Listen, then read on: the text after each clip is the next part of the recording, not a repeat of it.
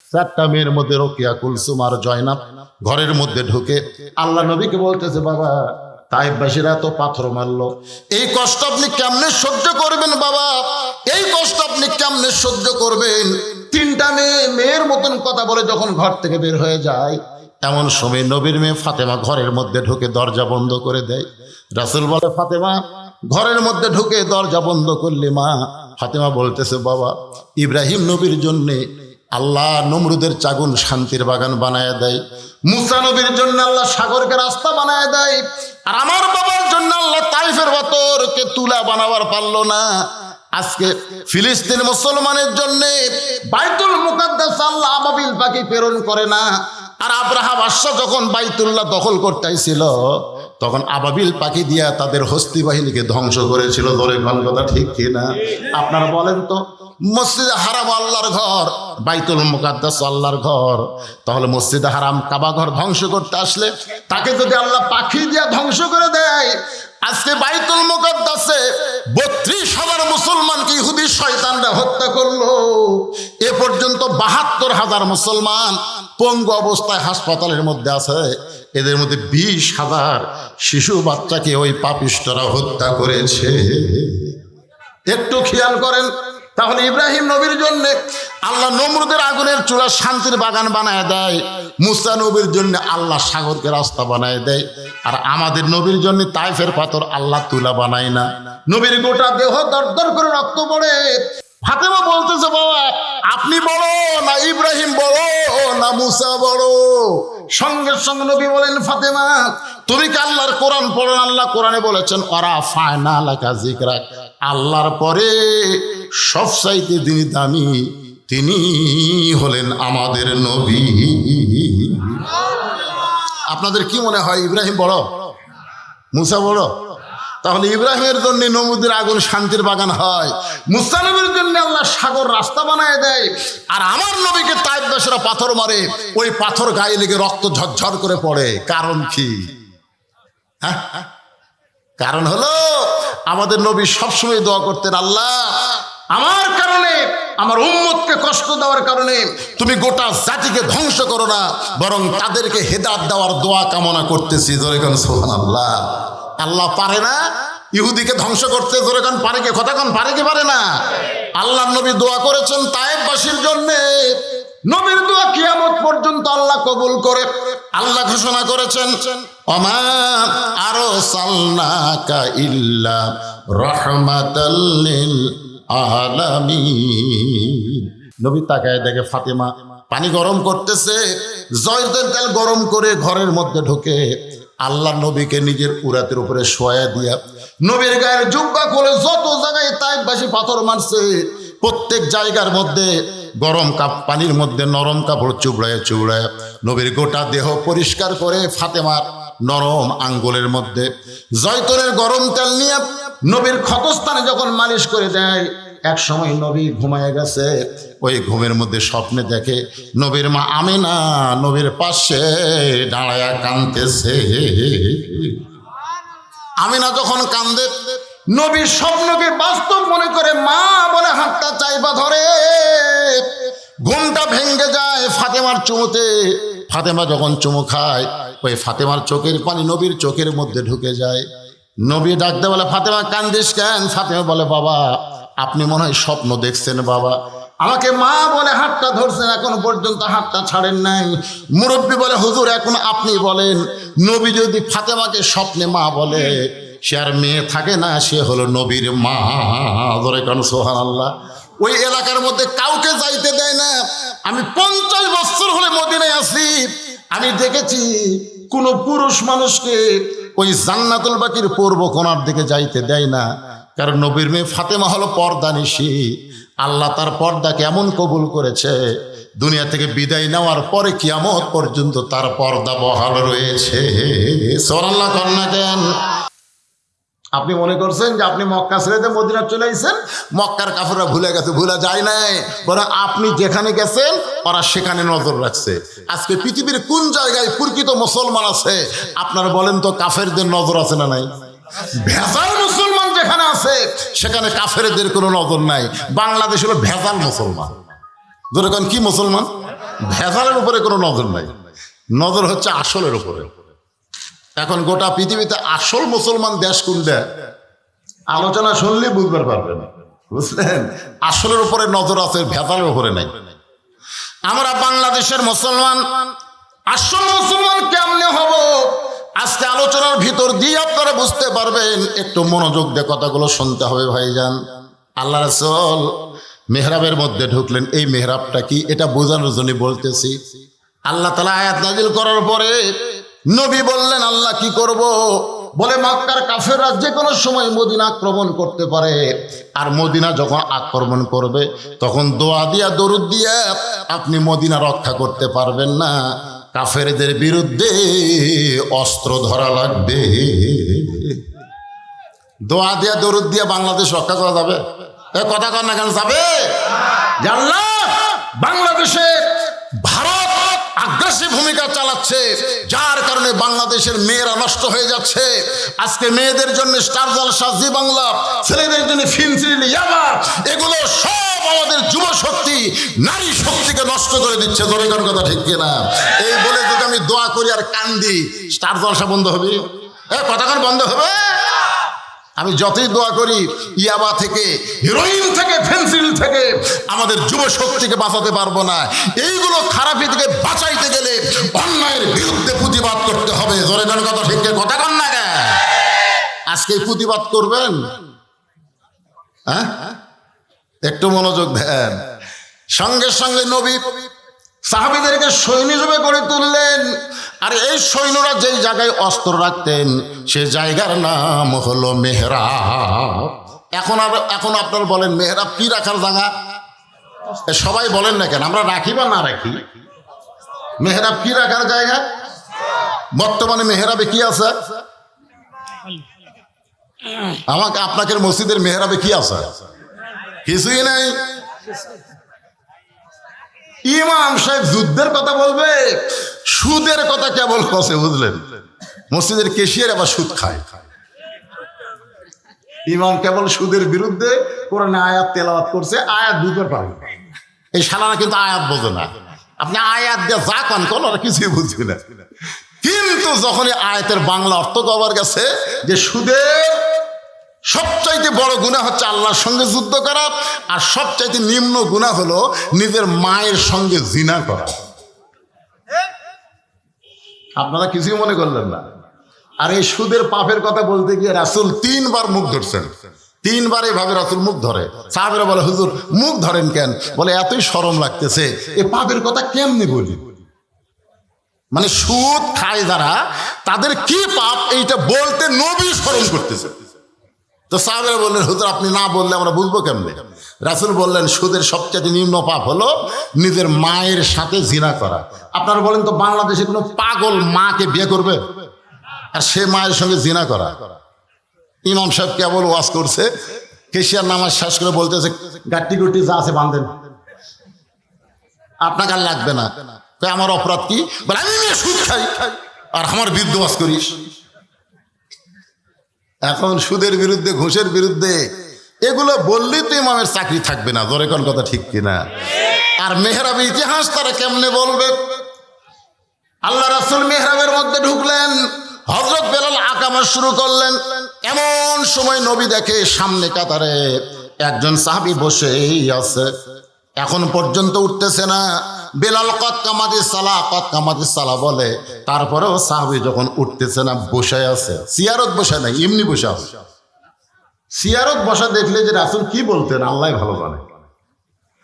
শুধু বসে আছে। আল্লাহ নবী বললেন রে সাহাবী, হযরত বেলাল আকামত দিয়েছে, কদ কামাতিস সালাহ বলেছে, এরপরেও তুমি বসে আছো। কুমু লিল্লাহি কানিতিন, আল্লাহর জন্য আনুগত্য নিয়ে দাঁড়িয়ে যাও।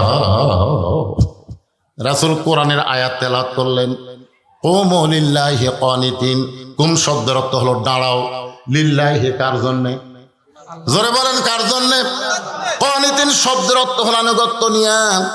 সাহাবী ছোট বাচ্চার মতন কাঁদতেছে। আল্লাহ রাসূল বলে সাহাবী এরকম কান্দো কেন? বলে রাসূলুল্লাহ হযরত বেলাল যখন আজান দিয়েছে সঙ্গে সঙ্গে আমার মন বলতেছে বাড়িতেই নামাজ পড়, কিন্তু আমার ইমান বলতেছে জামাত ধর, বাড়িতে নামাজ পড়। আর ইমান বলতেছে জামাত ধর। প্রত্যেকটা মুসলমান আজান শোনার পরে মন কি বলে? বাড়িতেই নামাজ পড়। আর ইমান বলতেছে জামাত ধর। মসজিদে নামাজ পড়লে নামাজ কায়েম হবে, বাড়িতে নামাজ পড়লে নামাজ কিন্তু কায়েম হবে না। 5 ওয়াক্ত ফরজ নামাজ জামাতের সঙ্গে আদায় করা লাগবে। বিশেষ করে 2টা ওয়াক্ত সম্পর্কে রাসূল বলেছেন, এশার নামাজ আর ফজরের নামাজ যারা জামাতে পড়ে না, এরা নামাজি হলেও এরা মুনাফিক। জোরে কোন কয় ওয়াক্ত? কমপক্ষে 2 ওয়াক্ত নামাজ এশা এবং ফজর কেউ যদি জামাতে আদায় করতে পারে, সে আর মুনাফিক হবে না। আপনারা বলেন তো, 5 ওয়াক্ত নামাজের মধ্যে এই 2 ওয়াক্ত নামাজই কিন্তু আমাদের কষ্ট মনে হয়। ফজরের নামাজ, ফজরের বাতাস মুনাফিকেরা কোনোদিন নিবার পারে না। যত বড়ই গুনাহগার হই না কেন, ফজরের নামাজ যখন মসজিদে পড়তে আসবো, সকালবেলার বাতাস আমার নাকের মধ্যে ঢুকে আমার ঈমানকে তরতাজা করে দিবে। একটু মনোযোগ দিয়ে শুনবেন। রাসূল বললেন, বলো কি খবর? বলে, রাসূলুল্লাহ, আমি আজকে 3 দিন হলে না খাওয়ার কারণে আমার দেহ এত দুর্বল হয়ে গেছে। আমার মন বলতেছে বাড়িতে নামাজ পড়, কিন্তু আমার ঈমান বলতেছে জামাত ধর। হুজুর, আমি হামাগুড়ি দিয়া হাঁটতে পারি না, আমি দাঁড়াতে পারি না। হামাগুড়ি দিয়া মসজিদের বারান্দা পর্যন্ত আসলাম। আমি যেই বারান্দায় আসলাম, আমার ঈমান বলতেছে সামনে কাতার ধর। কারণ মসজিদের মধ্যে যত কাতার আছে, সবচেয়ে দামি কাতার হলো সামনে কাতার। রাসূল বলেন, সামনে কাতারের ফজিলত যদি আমি বয়ান করতাম, তাহলে সামনে কাতারে নামাজ পড়ার জন্য ঠেলাঠেলি মারামারি হতো। এই হাদিস দ্বারা আল্লাহর নবী বুঝাইলেন, মসজিদের মধ্যে যত কাতার আছে, সবচাইতে সামনে কাতারের গুরুত্ব কম না বেশি? সওয়াব কত বেশি? রাসূল বলেনি, বললে মারামারি হতো। সব ধনীগুলা, সব টাকা আলা, শক্তি আলা, তুই সামনে যাবি কেন? আল্লাহ রাসূল বলেছেন, গোটা মসজিদের মুসল্লি মিলে যে সওয়াব পায়, ইমাম বরাবর পিছনে যে মুসল্লি দাঁড়াবে, আল্লাহ তাকে একাই সমান সওয়াব দিয়ে দেয়। কোন জায়গা? মানে ইমাম যে জায়গায় দাঁড়ায়, ইমাম বরাবর পিছনে যিনি দাঁড়ায়, সমস্ত মুসল্লি মিলে যে সওয়াব পায়, ও একাই সেই সওয়াব পায়। এখন আপনারা সে জায়গায় দাঁড়াবেন? দাঁড়াবেন না। শর্ত হলো, সবাই দাঁড়াবার চাইলেও পারবা না। ইমাম যদি মাগরিবের 3 রাকাত পড়াতে 1 রাকাতই ওযু যায়, ইমামের 3 রাকাত, মাগরিবের কয় রাকাত? 3 রাকাত পড়াতে 1 রাকাতের উপর থেকে যে সেজদাত গেছে, ফিস করে বাড়ি হয়ে গেছে। তখন ইমাম কি বলবে? ভাইরে, আমার ওযু নাই। এ কথা ইসলামে বলা যাবে না। ওই ইমাম বরাবর পিছনে যিনি আছেন, তার কাছে এইভাবে নাক ধরে ইমামের জায়গায় খাড়া করে দিবেন। যেখান থেকে ইমামের ওযু গেছে, সেখান থেকে তাকে নামাজ পড়ানোর যোগ্যতা থাকতে হবে। খালি সওয়াব নাই, ঠেলাও আছে। জোরে কোন ঠিক না? যদি ইমাম সাহেব হাত ধরে টানে ইমামের জায়গা দেওয়ার জন্য, আর ওই লোকটা আমার টানিস কেন বলা মাত্রই ওকে 11টা ব্যাত মারা লাগবে। কয়টা ব্যাত? কে রে, তোকে ইমাম কেন টানে তুই জানিস না? নামাজ নষ্ট করে দিলি, নামাজ নষ্ট করার অপরাধে তাকে 11টা ব্যাত মারা লাগবে। সওয়াবও আছে, ঠেলাও আছে। ধরে কেন সওয়াবও আছে। আল্লাহ রাসূল বললেন, এরপরে বলো তোমার খবর কি? সাহাবী বলে, ইয়া রাসূলুল্লাহ, আমি সওয়াবের আশায় সামনে কাতারে বসে পড়েছি। হযরত বেলাল যখন আকামত দেওয়া শুরু করেছে, আমি তখন থেকে দাঁড়ানোর জন্য প্রস্তুতি নেই। হুজুর, আমার মন দাঁড়াইলে কি হবে? আমার দেহ এত দুর্বল, আমি দাঁড়াবার পারতেছি না। আমার গোটা দেহ ঘর্মি খাই পড়ে যায়। আল্লাহ রাসূল বললেন, ওসমান, ওসমান। সঙ্গে সঙ্গে ওসমান বলে, লব্বাইক ইয়া রাসূলুল্লাহ। আপনারা বলেন তো, মসজিদ নববীতে শত শত হাজার হাজার সাহাবী, কিন্তু আল্লাহর নবী কাউকে ডাক দিলেন না। ডাক দিলেন, তার নাম কি? আরো যারা বলেন, নাম কি? ওসমানকে ডাকার কারণ হলো, নবী যখন মদিনার প্রেসিডেন্ট ছিলেন, নবী যখন মদিনার রাষ্ট্রপতি ছিলেন, ওই সময় নবীর কতগুলো মন্ত্রী ছিল। কতগুলো কি ছিল? মন্ত্রী। মন্ত্রী, ধর্মমন্ত্রী যিনি ছিলেন, তার নাম হলো হযরত আবু বকর। এই মন্ত্রীগুলোর দপ্তর দেখেন। ধর্মমন্ত্রী যিনি ছিলেন, তার নাম কি? আবু বকর। আইনমন্ত্রী যিনি ছিলেন, আইনমন্ত্রী, আইনমন্ত্রী বোঝেন? আমাদের বাংলাদেশে আইনমন্ত্রী আছে না নাই? সবগুলা আলেমক জেলের মধ্যে ঢুকাবি আর জালেম গুলা ছেড়ে দিবি। তোর এখন কথা ঠিক কিনা ভাই রে? আইনমন্ত্রী যিনি ছিলেন তার নাম হলো হযরত ওমর। ধরে বলেন তার নাম কি? হযরত ওমর। অর্থমন্ত্রী যিনি ছিলেন তার নাম হলো ওসমান গনি। আর শিক্ষামন্ত্রী যিনি ছিলেন তার নাম হলো হযরত আলী। চারটা মন্ত্রীর নাম করলাম। ধর্মমন্ত্রীর নাম কি? এবারে কথা কন না কেন? ধর্মমন্ত্রীর নাম কি? আপনার বলেন তো, শুধু নামই ধর্মমন্ত্রী না কামেই ধর্মমন্ত্রী? নিজের মধ্যে ধর্ম কেমন ছিল, কি কারণে আল্লাহ রাসূল তাকে ধর্মমন্ত্রিত্ব দিল, এটা মুসলমান হিসেবে আমাদের জানার দরকার আছে না নাই? আমাদের বাংলাদেশের ৯৭% মুসলমানের দেশে ধর্মমন্ত্রীর নাম কি জানেন না? বলা যাবে না তো, জানা যাবে? এই যে পিছন থেকে বলছে, সামনের লোক জানে না। দীপুমণি, দীপুমণি হলো শিক্ষামন্ত্রী পাগলা। ইসলাম ধরে বলেন নাম কি? আপনারা বলেন ধর্মমন্ত্রী কেমন হওয়া লাগবে আর আমরা কেমন পাইছি? একটু মনোযোগ দিয়ে শোনেন। নবী মসজিদ নববীর মধ্যে বসে আছেন, মসজিদ নববীর মধ্যে নবী বসে আছেন। ইতিমধ্যে ফেরেশতা জিবরাইল সে নবীকে সালাম দেয়, আসসালামু আলাইকা ইয়া রাসূলুল্লাহ, আসসালামু আলাইকা। আল্লাহ নবী বলেন, জিবরাইল আমারে সালাম তুমি দিলা। জিবরাইল বলে, রাসূলুল্লাহ আমি সালাম দেই নাই, আপনি খুশি হবেন, স্বয়ং আল্লাহ পাক আমার মাধ্যমে আপনারে সালাম দিয়েছে। কে সালাম দিছে? আল্লাহ রাসূল বলে, জিবরাইল স্বয়ং আল্লাহ যখন আমারে সালাম দিল আমার মনটা খুশি হয়ে গেল। ফেরেশতা জিবরাইল বলে, ইয়া রাসূলুল্লাহ আল্লাহ শুধু আপনাকে সালাম দেয় নাই, আপনার ধর্মমন্ত্রীকেও আল্লাহ সালাম দিয়েছে। নবী সংকটে বলে, জিবরাইল আমার ধর্মমন্ত্রী আবু বকর এমন কি আমল করলো যে আমল করার কারণে আরশের আল্লাহ তাকে সালাম দেয়? ফেরেশতা জিবরাইল বলে, রাসূলুল্লাহ আমি জানি না, আপনি জানে নেন। আল্লাহ কি জন্য আবু বকরকে সালাম দিল জানার জন্য গভীর রাত্রে সবাই যখন ঘুমায় আছে, এমন সময় নবী চুপি চুপি আবু বকরের বাড়ির কাছে, আবু বকরের জানলার কাছে যেই মাত্র দাঁড়াইছে, ঘরের ভিতর থেকে ছোট বাচ্চার মতন ফোফানো কান্না আসতেছে। নবী জানলার কাছে থমকে গিয়ে একটু কান ফালায় শোনেন আবু বকর এমন করে কাঁদতেছে। আল্লাহ বলে, নবী বলে, আল্লাহ যেই মানুষটা দুনিয়াতে ১ নম্বর জান্নাতি সার্টিফিকেট পাইছে, সেই মানুষটা গভীর রাতে এমন করে কান্দে। নবী কিছুই বললেন না, নবী মসজিদ নববীতে চলে গেলেন। ফজরের নামাজের পরে আল্লাহ রাসূল বলে, আবু বকর তুমি কি জানো তো আল্লাহ তোমাকে সালাম দিয়েছে? তুমি কি জানো আল্লাহ তোমাকে সালাম দিয়েছে? শোনার সঙ্গে আবু বকর পড়ে যায়। নবী বলে, আবু বকর তুমি এমন কি আমল করো যে আমল করার কারণে আরশের আল্লাহ তোমাকে সালাম দেয়? আবু বকর বলে, ইয়া রাসূলুল্লাহ আল্লাহ আমাকে সালাম দিয়েছে, আমার মতন অভাগা হতভাগ্যকে আরশের আল্লাহ সালাম দিয়েছে।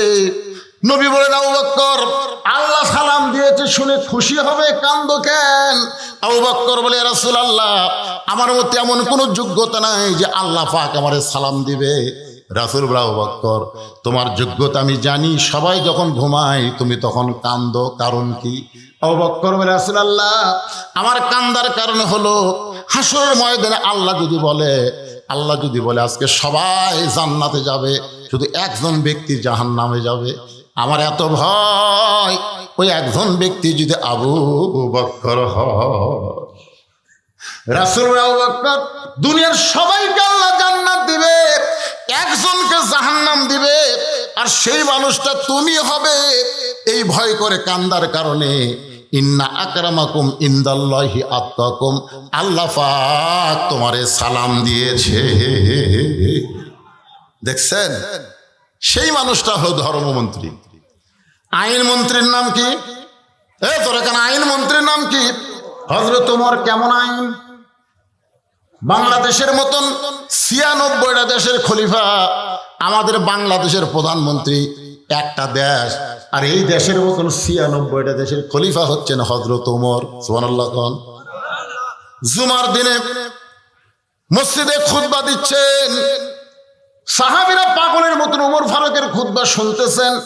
মাঝখান থেকে এক মুসল্লি দাঁড়িয়ে বলতেছে, আমির আল মুমিনিন, আপনার খুতবা আমরা শুনবো না। সবাই কিন্তু শুনতেছে, কিন্তু ওই সাহাবী দাঁড়িয়ে বলতেছে আপনার খুতবা শুনবো না।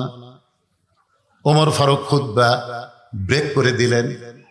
অর্ধ পৃথিবীর খলিফা বলতে পারেন তুই শুনবি না, তুই বের হয়ে যা, জোরে কোন কথা ঠিক কিনা?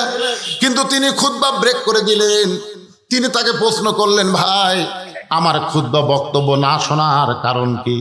বলে, আপনি আমাদেরকে খাটো পাঞ্জাবি দিয়া আপনি লম্বা জুব্বা পরে খুতবা দিচ্ছেন, যতক্ষণ পর্যন্ত আপনার লম্বা জুব্বার কাহিনী না বলবেন ততক্ষণ আপনার খুতবা শুনবো না।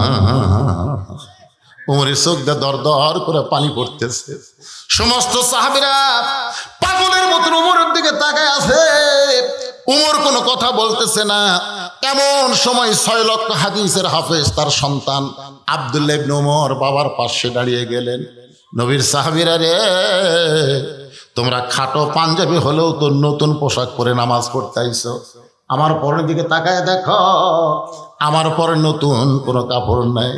ওসমান গনি বলে, আব্দুল্লাহ আজকে জুমার দিনে সবাই নতুন কাপড় পরছে, তুমি কেন পুরাতন কাপড় পরাইছো?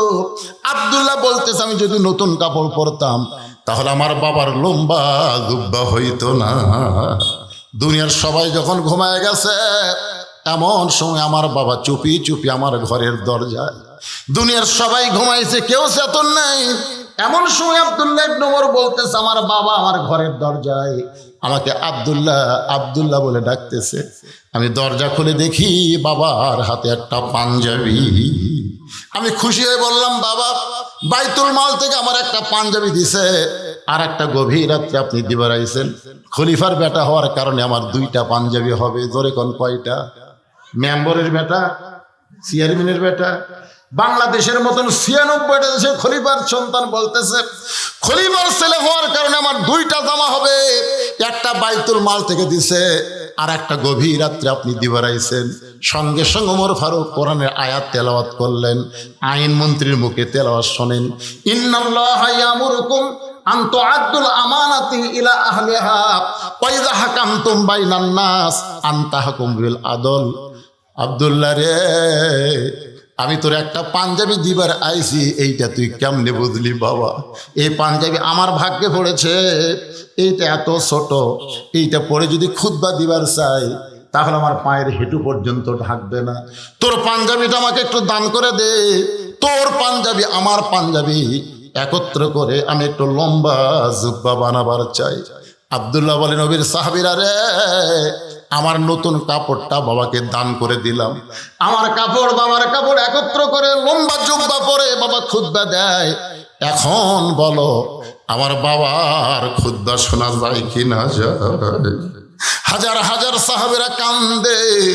আল্লাহর আইন দিয়ে যখন রাষ্ট্র চলবে, আইন মন্ত্রী যখন কোরআন দিয়া দেশ চালাবে, সেই আইন মন্ত্রী যখন খলিফা ওমর হয়ে যাবে, পৃথিবীর মানুষ ন্যায় পরায়ণ শাসন পাবে। আইন মন্ত্রী একটু হিসাব দিলাম, তারপর অর্থমন্ত্রী ওসমান গনি। অর্থমন্ত্রীর নাম কি? এই জোরেকার নাম কি? নবী কিন্তু কাউকে ডাক দেয় নাই।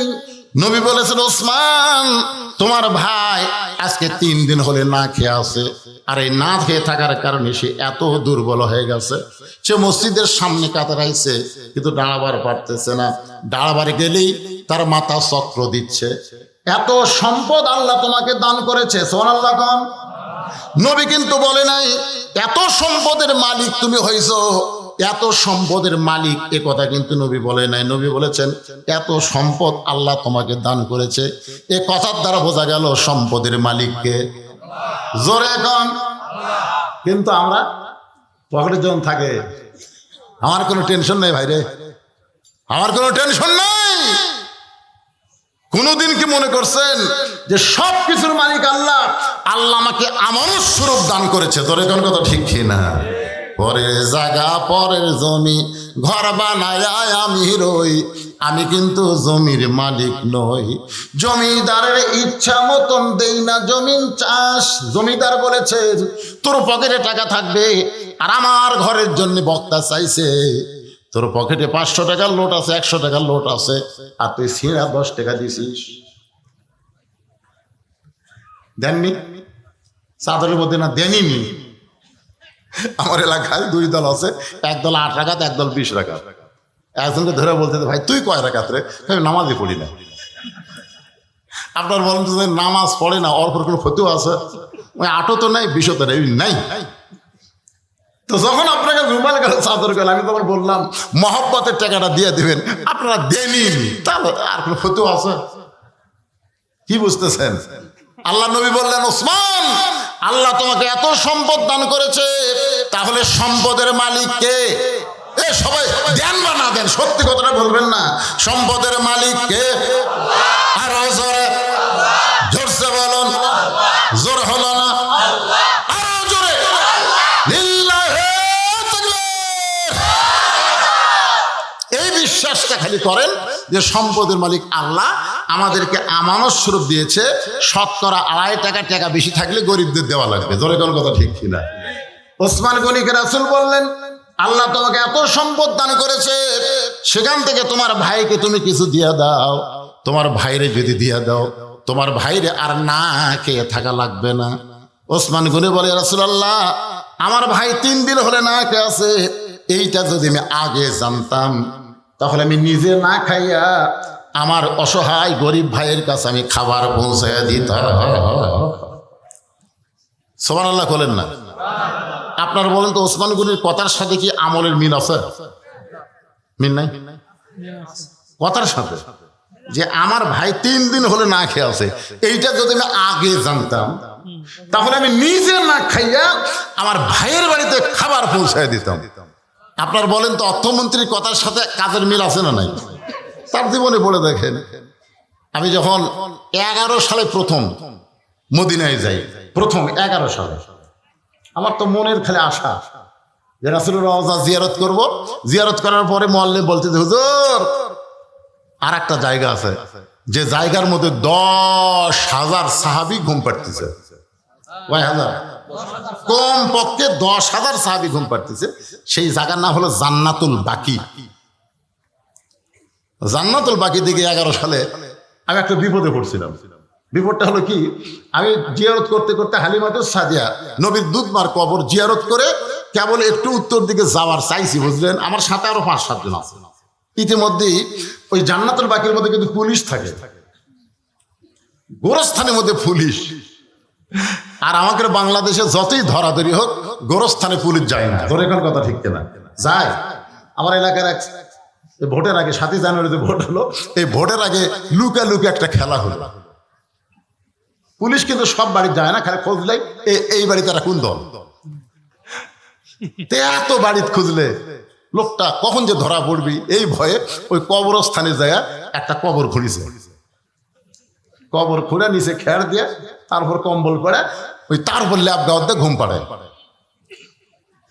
মাঝে মধ্যে বউ মোবাইল করে বলে, গো খবর কি? নিরাপদ জায়গায় আছে, কোনো টেনশন করিস। সবচাইতে নিরাপদের জায়গা হলো গোরস্থান। খবরদার আপনি যেন আসেন না, এ পর্যন্ত 3 বার পুলিশ আইছিল। তখন বলে, কোনো টেনশন করিস না, এমন জায়গাতে আছি পুলিশের বাপও আসবি না। আসলে যায় না, গোরস্থান পুলিশ যায়, কিন্তু জান্নাতুল বাকি গোরস্থানে পুলিশ ঘরে। পুলিশ ঘরের কারণ হলো, আমাদের মতন কিন্তু ব্যবসায়ীরা লোক আছে, যেটি সেটি হাত তোলে, যেটি সেটি কি তোলে, হাত তোলে। এই জন্য পুলিশ এসে বলে, মান্নু হারাম, এক জায়গায় হাত তুলতে হবে, সেইটা হলো আল্লাহর কাছে। জোরে কোন কথা ঠিক কিনা? আমরা বাবা তোমার দরবারেতে কেউ ফিরে না খালি হাতে, কি আছে না নাই? আল্লাহর ধন নবীর দিয়া, আল্লাহ আছে গায়েব হইয়া, নবীর ধন খাজা নিয়া শুয়া আছে আজমিরে, কেউ ফিরে না খালি হাতে, খাজারে তোর দরবারেতে। আপনার বলেন তো, তাওহীদ না শিরক? সবাইকে বলা লাগবে, তাওহীদ না শিরক? একমাত্র চাইতে হবে কার কাছে? আস্তাইনু বিসসবরি ওয়াসসালাহ। এইটা নিয়ে আপনাদের সামনে আলোচনা করতেছে, একটু মনোযোগ দেন। যেই মাত্র উত্তর দিকে যাওয়ার চাইলাম, কতগুলো পুলিশ দৌড়ে এসে আমাদের সামনে দাঁড়িয়ে বলল, মামনু। মামনু মামনু মানে না জায়েজ, কুল্লু হারাম, মানে এখন থেকে যাওয়া প্রত্যেক ধাপে ধাপে হারাম। আপনি কন সৌদি মদিনাত পুলিশ ঘুষ খাবি, যদি 10 টাকা বের করে দিই যাই ভাই, ওইদিকে মন টানতেছে রে না। আমরা চলে আসলাম। আসার পরে জোহরের নামাজ পড়ে মসজিদ নববীতে আমি একটু ঘুরতেছি, হঠাৎ এক সময় একটা জমজমের হাউজের কাছে আমি বসে বললাম, যখনই তৃষ্ণা লাগে জমজমের পানি খাই আর খুরমা খেজুর খাই। এমন সময় দেখি একজন ব্যক্তি, এখানে বুড়া থোড়া ভাঙ্গাচুরা মানুষ, মসজিদ নববীর মধ্যে ঢুকলো। আমরা যেখানে জুতা রাখি ওই তাকের মধ্যে এরকম পাগড়ি ঢুকাই দিয়ে সে পাগড়ি ধুলে দেয় চেয়ারের মধ্যে মশে। আমি বললাম পাগল নাকি? হাজি সাহেবরা যেখানে জুতা রাখে সেই জুতার জায়গা মুছে নিজের চেহারায় মালিশ করে।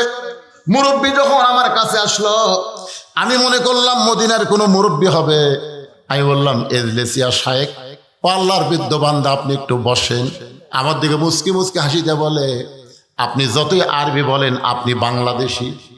আমি চমকে বললাম কেমনে বুঝলেন? বলে আপনার চেহারা দেখে। বলে আমি আপনার চেহারা দেখে মনে করলাম আপনি মাদানি।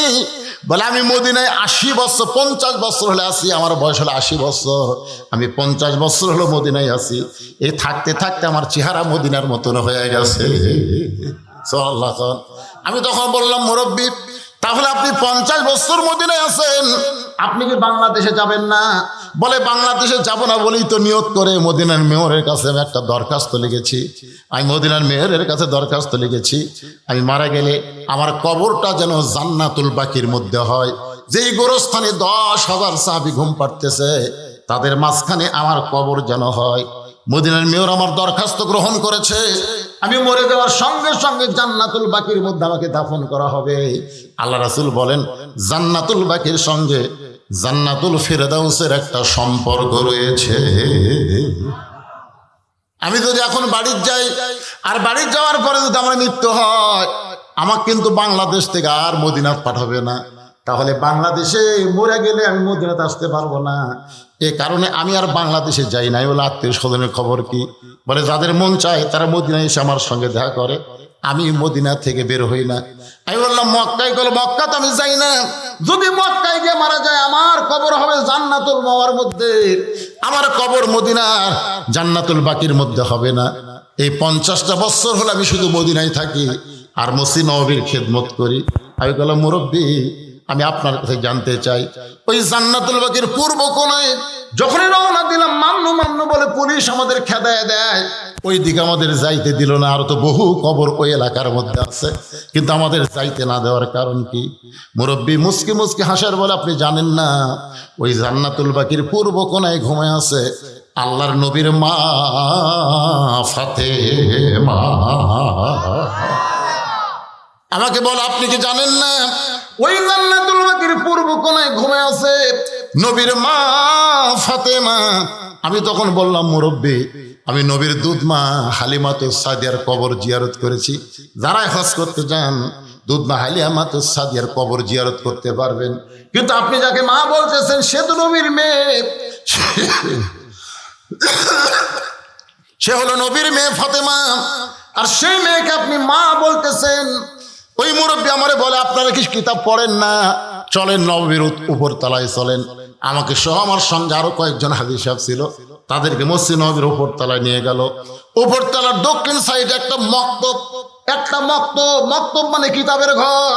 ওই কিতাবের ঘর থেকে একটা কিতাব বের করে ওই কিতাবটা একটা হাফেজ সাহেবকে, যার বাড়ি হলো কুমিল্লার চাঁদপুরে, কিন্তু এখন মদিনা ভার্সিটিতে লেখাপড়া করে। হজের সময় ওই সমস্ত ছাত্ররা মদিনার ভার্সিটির ছাত্র হাজীদেরকে খেদমত করে।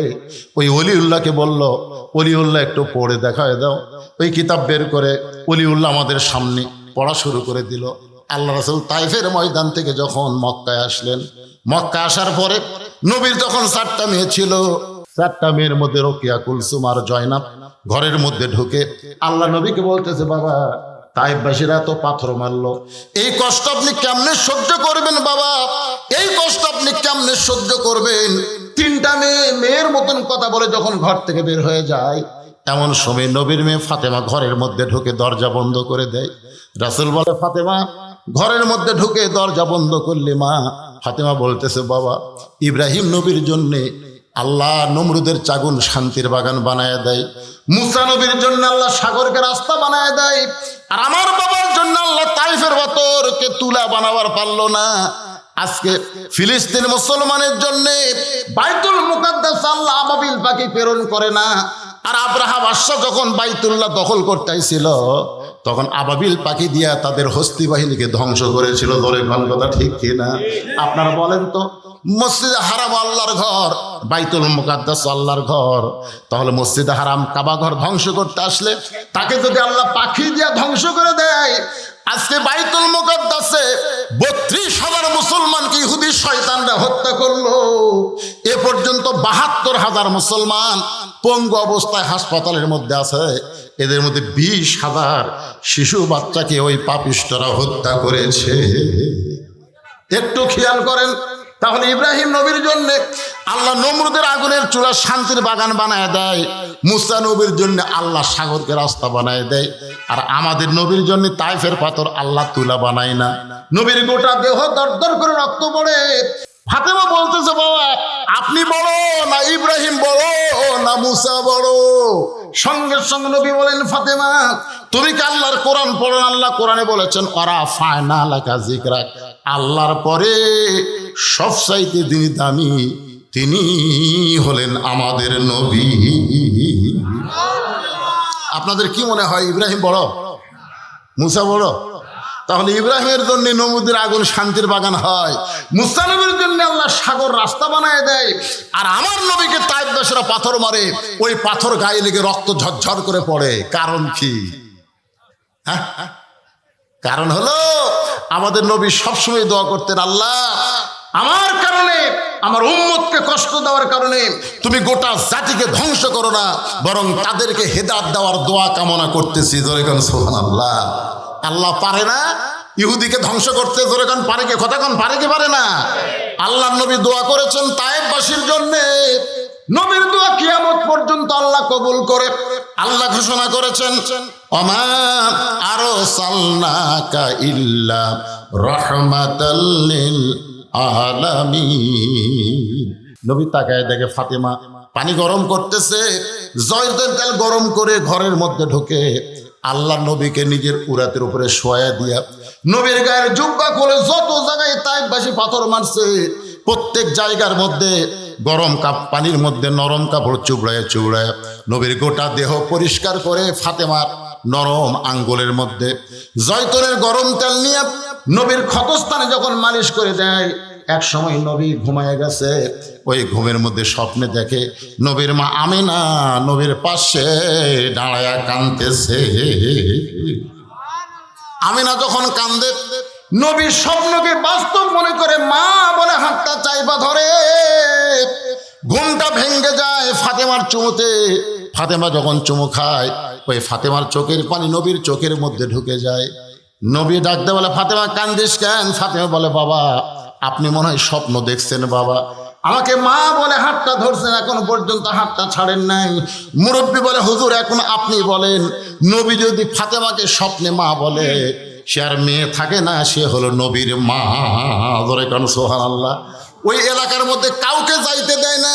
আমি 50 বছর হলে মদিনায় আছি, আমি দেখেছি কোনো পুরুষ মানুষকে ওই জান্নাতুল বাকির পূর্ব কোণার দিকে যাইতে দেয় না, কারণ নবীর মেয়ে ফাতেমা হলো পর্দানিশী। আল্লাহ তার পর্দাকে এমন কবুল করেছে, দুনিয়া থেকে বিদায় নেওয়ার পরে কিয়ামত পর্যন্ত তার পর্দা বহাল রয়েছে। সুবহানাল্লাহ কন্যা কেন? আমি যেইটা আপনাদের বুঝাইতে চাই, ওই জান্নাতুল বাকিতে ঢুকতেই যে কবরটা পড়ে, এখানে হাজী সাহেব আছে, সবাই দেখতে পায় জান্নাতুল বাকি ঢুকতেই সামনে যে কবর পড়ে, ওই কবরটাই হলো ওসমান গনির কবর। আপনার বলেন তো ওসমান গনিকে কিভাবে হত্যা করা হলো আপনার জানেন? কথা কর না, জানা লাগবে ভাই রে। 4 জন খলিফার মধ্যে শুধু শুধু একজন, শুধু কয়জন? একজন স্বাভাবিকভাবে দুনিয়া থেকে বিদায় নিয়েছে, তার নাম হলো আবু বকর। তার নাম কি? উমর ফারুককে কিন্তু নামাজ পড়া অবস্থায় পিছন দিক থেকে মারছে। উমর ফারুক এক সময় দেখলো যে তার নামাজ শেষ করার মতন শারীরিক শক্তি নাই, তখন তার পিছনে যে সাহাবী ছিল তাকে টান দিয়ে দাঁড় করায় দিয়ে তিনি ওখানে কাতে পড়ে গেলেন। নামাজ শেষ করার পরে দেখলেন তার দেহ থেকে সব রক্ত ঝরে যাচ্ছে। তাকে কে মারছে ওটাও জানার পরেও তিনি নাম বলেন নাই, কারণ তিনি হত্যা হওয়ার আগেই যদি জনগণ তাকে হত্যা করে, এই কারণে ওমর ফারুক তার নাম বলেন নাই। আপনার বলেন তো ওসমান গনিকে কি করা হয়েছে? কথা কয় না, হত্যা করা হয়েছে। হত আলী হত্যা করা হয়েছে। এখন বলেন একজন স্বাভাবিক চলে গেলেন আবু বকর, আর 3 জন খলিফাকে কারা হত্যা করলো? কে হত্যা করছে? কাফেরেরা। আজকে কোরআনের মাহফিল বন্ধ করে কারা? হিন্দুরা, খ্রিস্টানেরা না মুসলমানেরাই? এ কথা কন না কেন?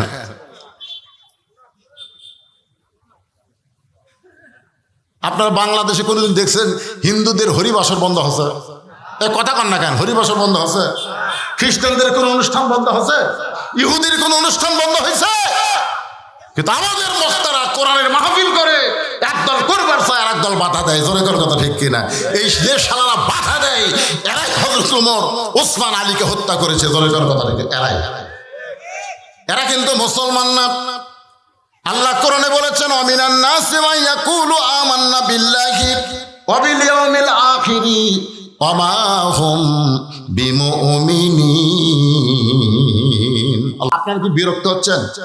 আমার কথা কি বুঝবার পারতেছেন? বর্তমান বিশ্বের প্রেক্ষাপটে একটু গুরুত্বপূর্ণ আলোচনা মনোযোগ দিয়ে শুনবেন। সব কথা আসবে আস্তাইনু বিস-সাবরি ওয়াস-সালাহ ইন্নাল্লাহা মা'আস-সাবিরিন।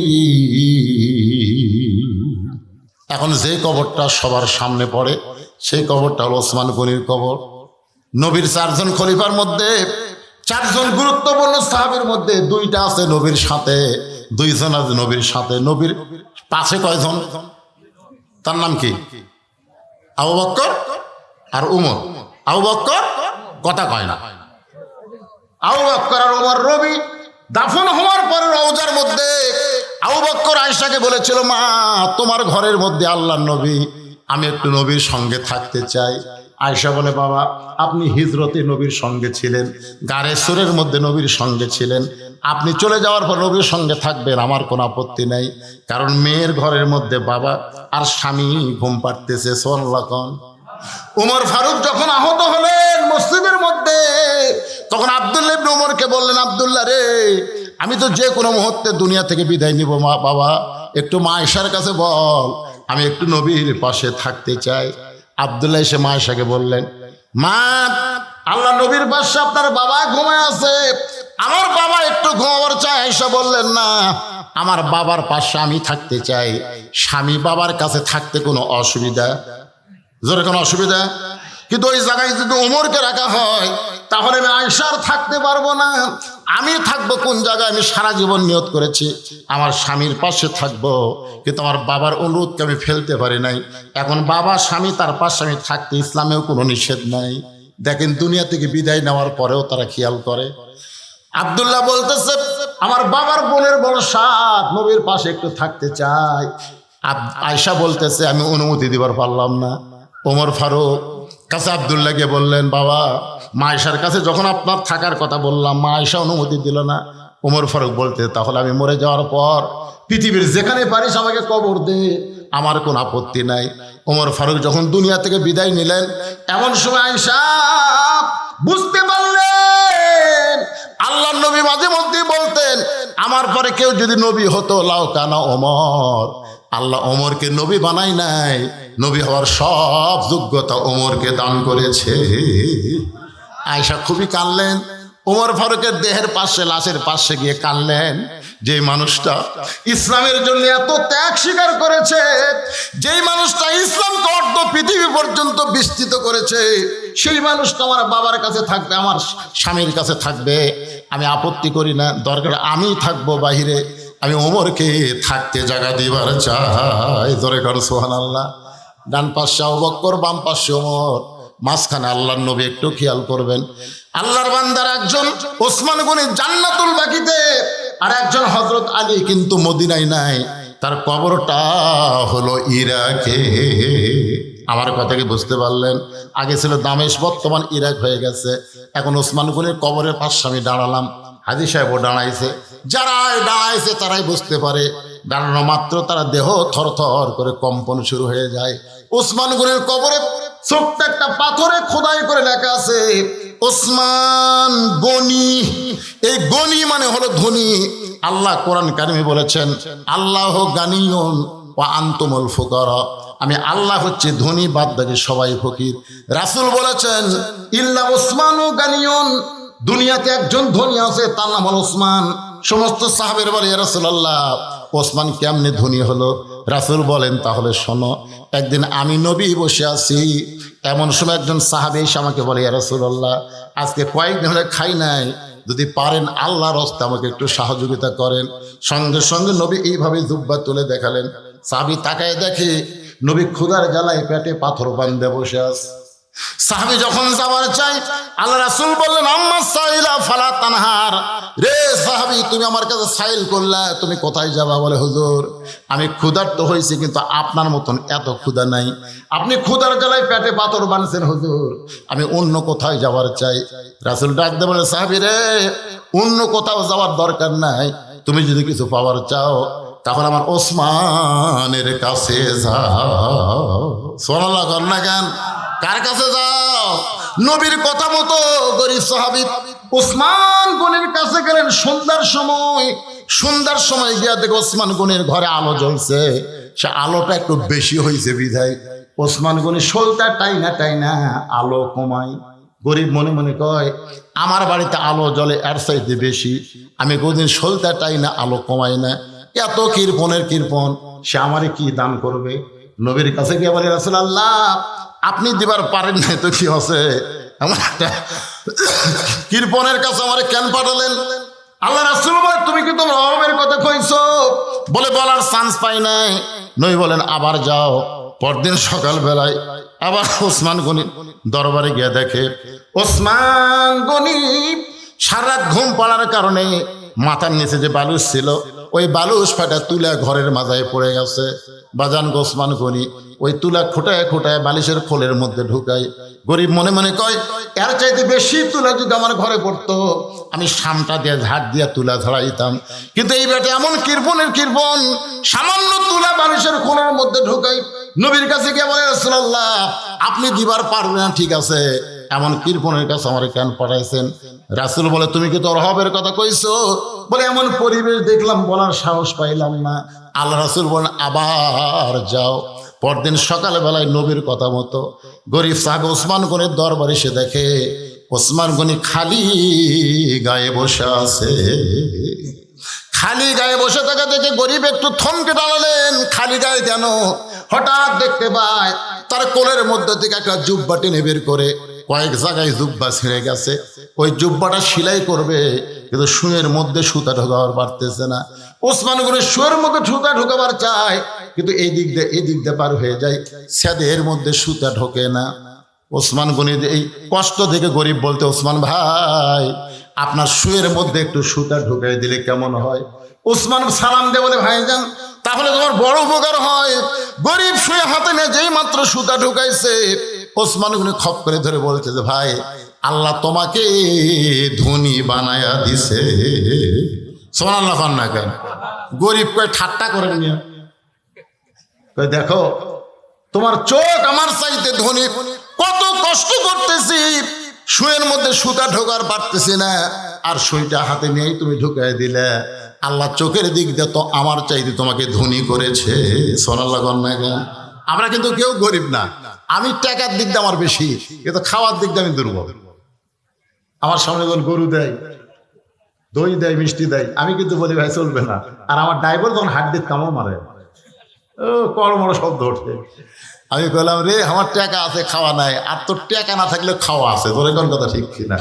একজনের বাড়ি আছে দেখবেন, একজনের 3 তলা বাড়ি আছে ঘুম নাই, আর একজনের বাড়ি নাই কিন্তু ঘুম আছে, আছে না নাই? তোর এখন দেখবেন এই ভুটভুটির মধ্যে ঘুম পাড়তেছে, লাখ টাকা টাকা ভুটভুটির উপর ঘুম পাড়তেছে, আর ওই 3 তলা বাড়িতে এসি দেওয়ার ঘুম হয় না, ঘুমের ট্যাবলেট খাই তার উপরে ঘুম ধরে না। তোর এখন কথা ঠিক? তাহলে কে ধনী কে গরিব? ওসমান গনি বলে ভাইজান এই যে শুয়ের মধ্যে সুতা ঢুকাই দিলাম, এর বিনিময়ে তুমি কি চাও? গরিব বলতেছে কিছুই চাই না, খেলে হাতটা ছাড়া দেন। আমি যাবার চাই। বলে এত উপকার করলে তুমি যাবার চাইলে যাবার দেব না, বিনিময়ে কি চাও? গরিব বলে ভাইজান কিছুই চাই না, হাতটা ছাড়া দেন, কারণ যে কৃপণের কৃপণ একে দিবে। কিছুই যখন চায় না তখন ওসমান বললেন ম্যানেজার। ম্যানেজার দৌড়ে এসে বলে হুজুর আমারে ডাকলেন। বলে তোমরা কি করো? এই ভাইটা আমার শুয়ের মধ্যে সুতা ঢুকাই দিছে, এর বিনিময়ে একে 100টা উট দিয়া দাও। যেই বলছে 100 উট দিয়া দাও, গরিব বলে হুজুর আপনি পাগল নাকি? সামান্য শুয়ের মধ্যে সুতা ঢুকাইলাম, এর বিনিময়ে আপনি 100 উট দিবেন? ওসমান করে বলে ম্যানেজার আমার ভাইকে 200 উট দিয়া দাও। গরিব বলে হুজুর আপনি কি বলেন? সামান্য শুয়ের মধ্যে সুতা ঢুকাইলাম, এর বিনিময়ে 200 উট দিবেন? ওসমান বলে ম্যানেজার ওই ফার্মের মধ্যে কত উট আছে? বলে 2000-এর বেশি। বলে সব উট আমার ভাইকে দিয়ে দাও। গরিব জোর হাত করে বলে হুজুর আর বাড়াবেন না, আর বাড়াবেন না। সামান্য শুয়ের মধ্যে সুতা ঢুকাইনি যদি 2000 উট দেন, তাহলে পরপর আমি 3 বার কি দেখলাম? বলে কি দেখছো তুমি? বলে প্রথম দেখলাম আলো বেশি হয়েছে বলে আলো কমাইলে, দেখলাম বালুস পাড়ে তুলা পড়ে গেছে, সেই তুলা খোলের মধ্যে ঢুকালেন। তারপরে দেখলাম পাঞ্জাবি নিজেই সেলাই করবেন, এত সম্পদ আল্লাহ দিছে, তারপরও একটা সেলাই করা পাঞ্জাবি পরবেন। এত সম্পদ আল্লাহ আপনাকে দিছে, তারপরও আলো আপনি কমান। এত সম্পদ দেওয়ার পরে সামান্য তুলা বের হতে, সেই তুলা বালুসের খোলের মধ্যে ঢুকান। ওসমান কান্দার বলে ভাইজান তুমি 3 বার যে 3টা জিনিস দেখেছো, এই 3টার নাম হলো দুনিয়া, আর তোমার যেইটা দিলাম এইটার নাম হলো আখিরাত। এই দুনিয়ার আলোর দরকার ওসমানের নাই, এই দুনিয়ার বালিশের দরকার ওসমানের নাই, এই দুনিয়ার ভালো পাঞ্জাবির দরকার ওসমানের নাই। ওসমান হলো আখিরাতের কাঙ্গাল। লিল্লাহি তাকবীর। সেই মানুষটা যদি অর্থমন্ত্রী হয়, তাহলে বলেন তো দ্রব্য মূল্যের দাম বাড়বে? কতক্ষণ দাম বাড়বে? আজকে সকালবেলা এক জিনিস কিনেন, বিকালবেলা দেখবেন আর একটা দাম। তার মানে বোঝা গেল অর্থমন্ত্রী জনগণের জন্য কোনো অর্থ খরচ করে না, অর্থ হয়তো অন্য কোনো জায়গায় পাচার হয়ে যায়। জোরে কোন কথা ঠিক না ভাইরে? যেখানে হক কথা একটু বলার দরকার। আমাদের বাংলাদেশে তো অর্থ নাই, জোরে কোন অর্থ নাই। একজন নেতা কিন্তু বলেছিল যে এক সময় বাংলাদেশ দুর্ভিক্ষ হবে। দুর্ভিক্ষ বাংলাদেশে হবে না, যে এই দেশের উপর দিয়ে পাখি উড়ে গেলে পায়খানা করলে 7 দিন পর একটা করে গাছ হয়, যে দেশে এখানে ধান পুঁতে চুয়ালি ধান হয়। তোর কোনো কথা ঠিক কিনা? সেই দেশে দুর্ভিক্ষ হবে? আমাদের দেশে দুর্ভিক্ষ হবে না। আমাদের দেশে অভাব হতে পারে, দ্রব্যমূল্যের দাম বাড়তে পারে, হয় প্রতিবেশী ভারত না হয় পাচার। তোর কোন কথা ঠিক কিনা? হয় ভারত নয় পাচার। আমাদের ছেলেরা একটা কাশের ওষুধ, যার দাম হলো 13 টাকা, সে ফেন্সিল কিনা খায় 500 টাকা। আমাকে বলে হুজুর এত অভাব দেশে চলতেছে, আমি পাগলা হচ্ছিস। আগে একটা গরু সকালবেলা জব করলে বিকালবেলা গোস্ত বেচতে লাগতো। আমার এলাকায় একটা গরু যদি সকালে জব করে, বিকাল বেলায় পর্যন্ত গোস্ত বেচা হয় না। ডাক দেখায় হুজুর গোস্ত আর বহু বাচ্চা নেবেন? হ্যাঁ ফ্রিজ নাই তো, না ফ্রিজ আসলো না। আয় আর এখন গোস্ত গরু জবক করেই বুঝলেন 1 ঘন্টা পরে যা দেখবেন নাই। তাহলে মানুষ তো অভাবত নাই রে ভাই। জিনিসের দাম বাড়লে কি হয়? মানুষের হাতে টাকা আছে, তোরে কোনো কথা ঠিক না। এখন টাকা কোথা থেকে আসতেছে আল্লাহ ভালো জানে। যে কোনো লোক দেখবেন ভ্যান তোলা খায়, টাকা যখন বার করে 2-4টা 500 টাকা করে দেখায় যায়। তার মানে বোঝা গেল সুষম বন্টন যদি বাংলাদেশে চালু হতো আর ডাকাত ভিত্তিক অর্থনীতি যদি চলতো, আমাদের বাংলাদেশে কোনো অভাব আমরা মুখ দিয়ে উচ্চারণ করতাম না। তোরে কোনো কথা ঠিক না? ওসমান গনি বলে ইয়া রাসূলুল্লাহ আমার ভাইটা 3 দিন হলে না খেয়ে আছে, এটা যদি আমি আগে জানতাম আমি নিজে না খাইয়া আমার ভাইয়ের বাড়িতেই খাবার পৌঁছায় দিতাম। এতক্ষণ ওয়াজ শোনার পরে কি বুঝলেন? অর্থমন্ত্রীর কথার সাথে কামের মিল আছে? আল্লাহ রাসূল বললেন সাহাবী আজকে তুমি বসা বসায় নামাজ পড়ো, আজকে তুমি বসা বসায় নামাজ পড়ো। নামাজ শেষ হলে তুমি ওসমানের কাছে যাবে। ভাই এই কথার একটু গুরুত্ব দিয়ে শোনেন। নামাজ শেষ হলে তুমি ওসমানের কাছে যাবে, ওসমান এমন দেওয়া দিবে তোমার আর না খেয়ে থাকা লাগবে না। 3 দিন হলে না খাওয়ার কারণে দুর্বল হয়ে গেছে, উঠতে পারতেছে না, কোনো মতে ওসমানের কাছে যাবে, ওসমান এমন দেওয়া দিবে তোমার আর না খেয়ে থাকা লাগবে না। আপনারা বলেন তো রাসূল কি অন্যায় কিছু কইছে? ওই সাহাবী ফুফায়ে ফুফায়ে কাঁদতেছে।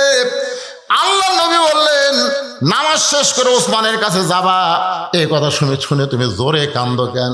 সাহেব বলে, রাসূলুল্লাহ, এখন পর্যন্ত আমার ঈমান বলতেছে ইয়্যাকা না'বুদু ওয়া ইয়্যাকা নাস্তাইন, আমি আল্লাহর ইবাদত করে আল্লাহর কাছে সাহায্য চাই। ওগো আল্লাহর নবী, আমি না খেয়ে তাকে ধৈর্য মনে করে আল্লাহর কাছে পাবো, এই বিশ্বাস যখন আমার কলিজার মধ্যে আছে, যতদিন বিশ্বাস থাকবে কলিজায়, আমি না খেয়ে খেয়ে মারা যাব, কিন্তু আমার আল্লাহকে বাদ দিয়া আমি ওসমানের কাছে যাব না। আপনারা বুঝবার পারলেন না? বুঝবার পারলে সুবহানাল্লাহ সবার মধ্যে বাড়াতো। কি বলছে কোন? কয়দিন হল না খেয়ে আছে? আরো 10 দিন যদি না খেয়ে থাকি, আমার ধৈর্য ফুরাইনি। এখন আমার অন্তরে ধৈর্য আছে। চাইতেই যদি হয়, পাইতেই যদি হয়, ইয়্যাকা না'বুদু ওয়া ইয়্যাকা নাস্তাইন, আমি যার ইবাদত করি তার কাছেই চাই, সে আল্লাহ দিবার পারে, এই বিশ্বাস যতক্ষণ আমার থাকবে ততক্ষণ আল্লাহ বাদ দিয়ে আমি ওসমানের কাছে যাব না।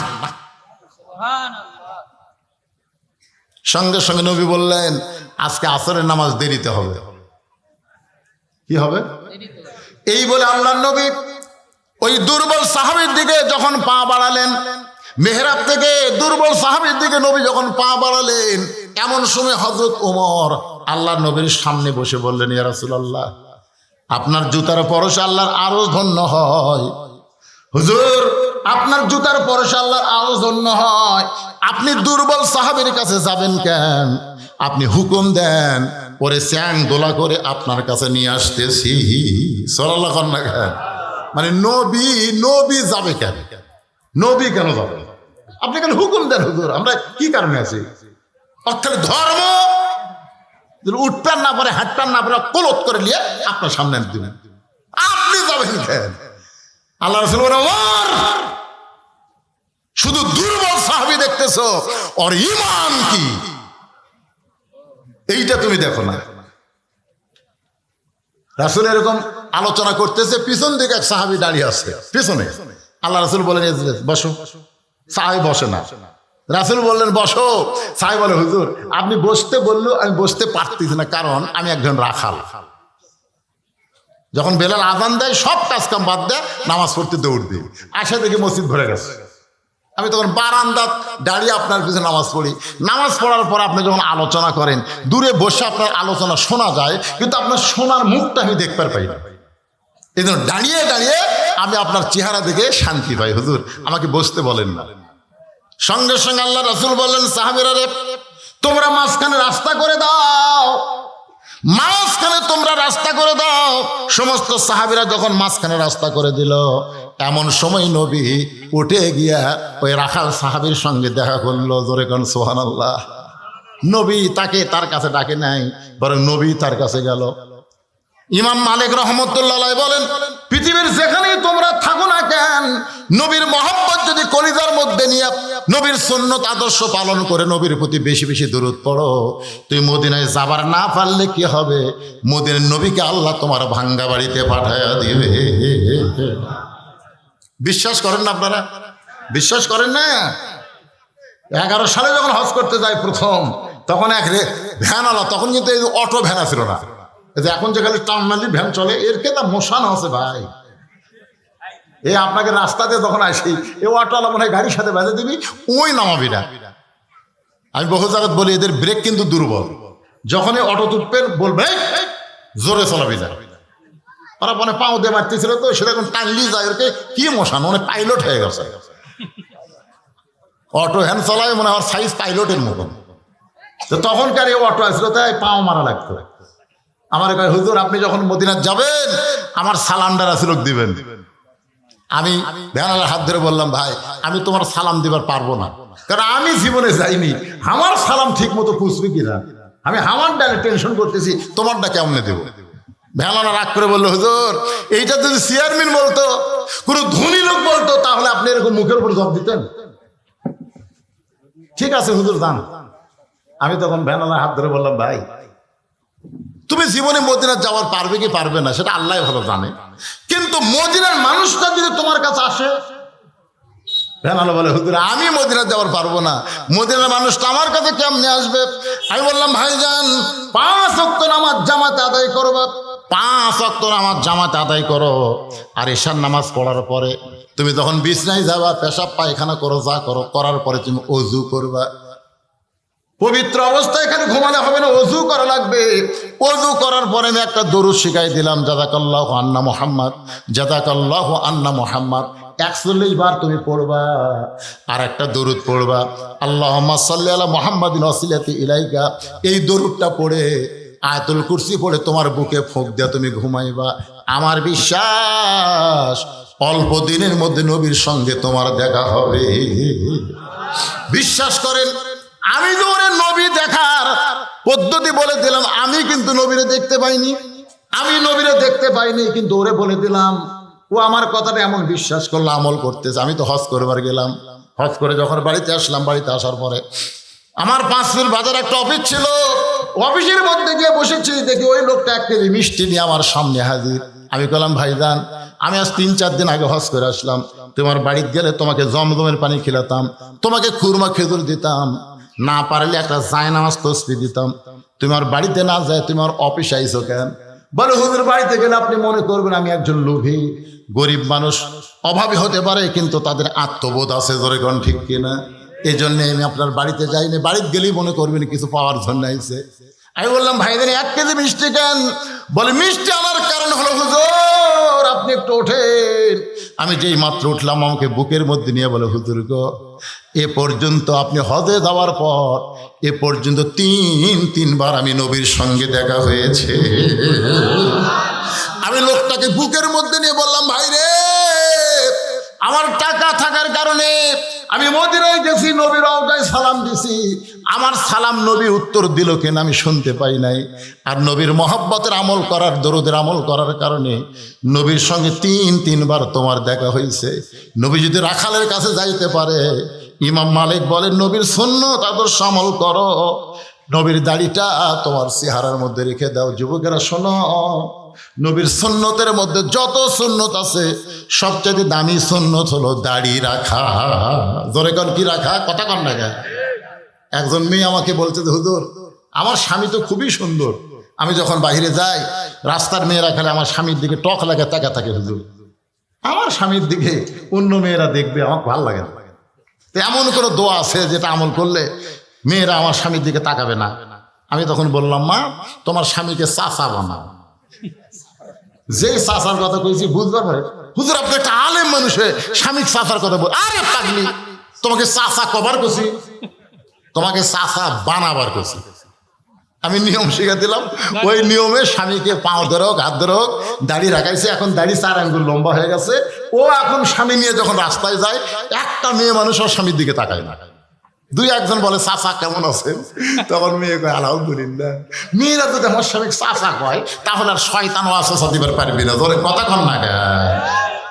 আমার মায়েরা যারা পর্দার অন্তর আছেন, যদি পর নারী থেকে আপনার স্বামীকে বাঁচাবার চান, তাহলে স্বামীকে চাচা বানান। ধরে কন কি বানান? অনেক ছেলে রাখায় হুজুর আমি তো দাঁড়িয়ে রাখবারই চাই, কিন্তু আমার বউ কে রে বউ পর্দার মধ্যে থাকে খালি খিলখিল করে হাসতেছে। হুজুর তো অরিজিনালি কথা কইছে। আমি মা বোনদের বলবো, আমার সর্বনাশ করেন না। নবীর সুন্নত দাড়ি যখন মুখে থাকবে, ওই লোকটা কোনো মেয়ের দিকে তাকাবারও পারবে না।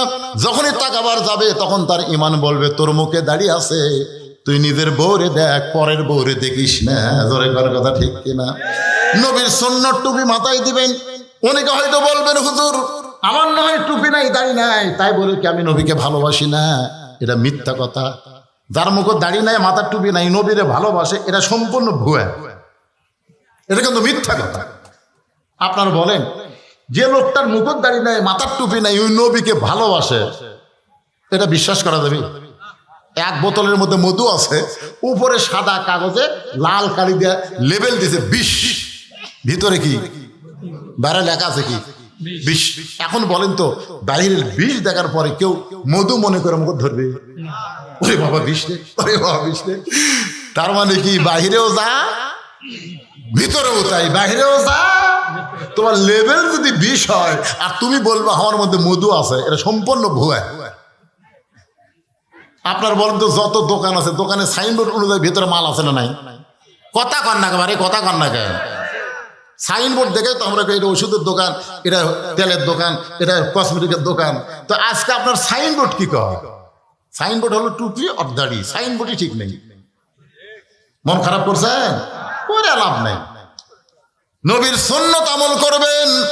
একটু মনোযোগ দাও, ওয়াজের শেষের দিকে চলে গেছে ভাইজান, একটু মনোযোগ দাও শুনবেন। আস্তাইনু বিসসবরি ওয়াসসালাহ ইন্নাল্লাহা মা'আস সাবিরিন।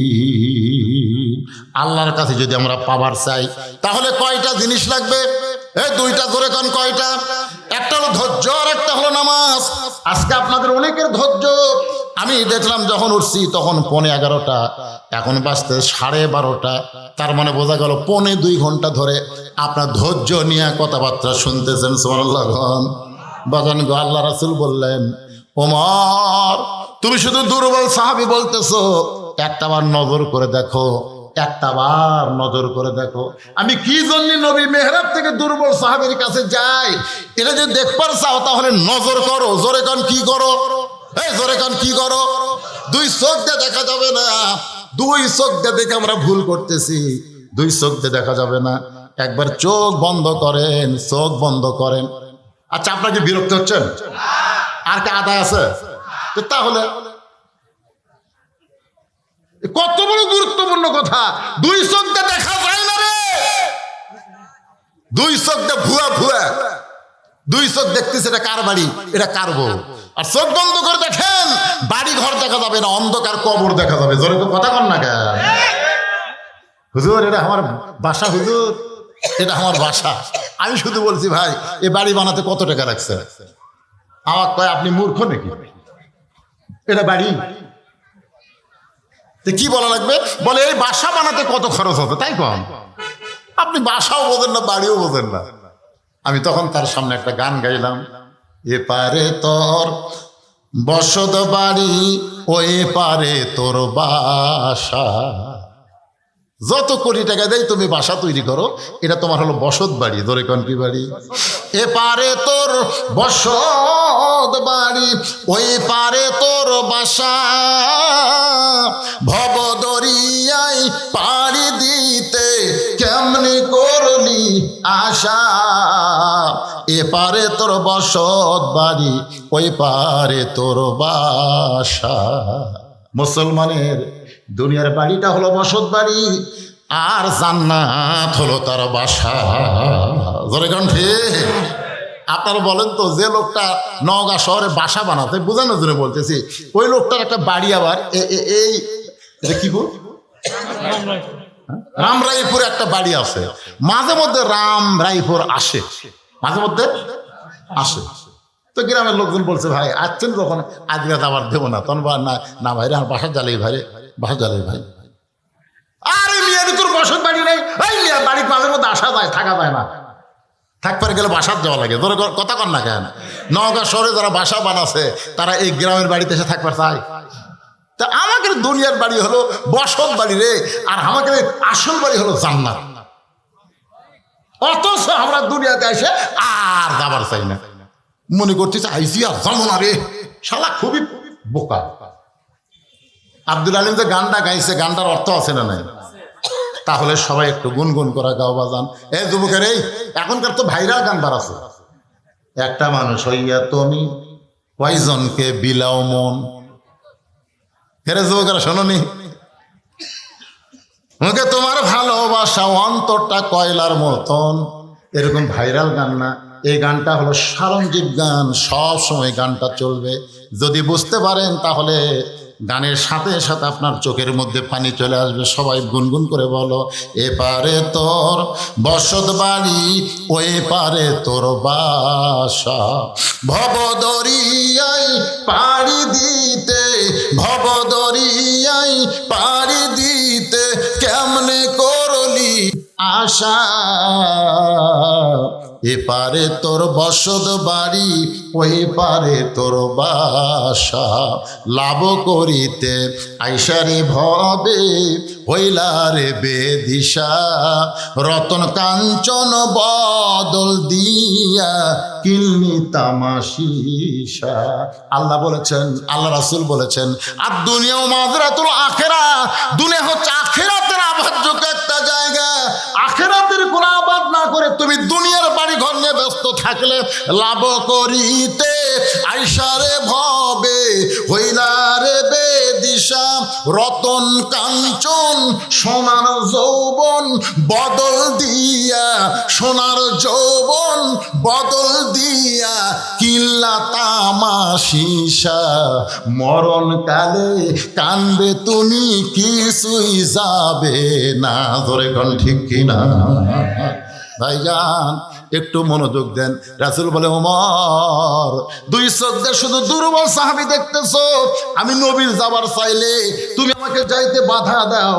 একবার নজর করে দেখো, নজর করে দেখো।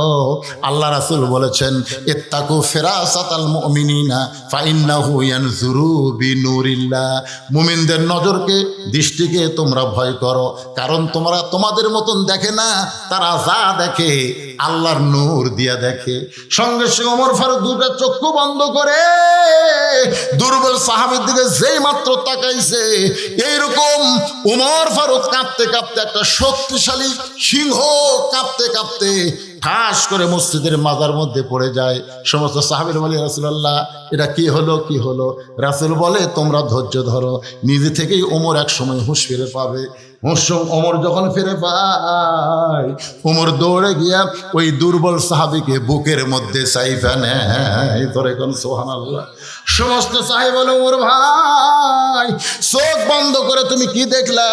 ওমর কান্দে আর বলে, সাহাবীরা রে, 3 দিন হলে না খেয়ে থাকার পরও আল্লাহর নামাজ এসে তার ইমান কেমন বাইরে গেছে আমি দেখতেছি।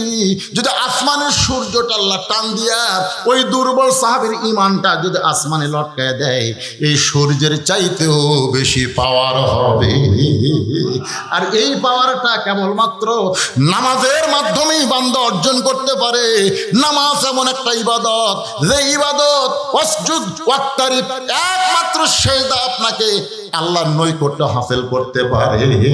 যেরকম ঠিক কিনা?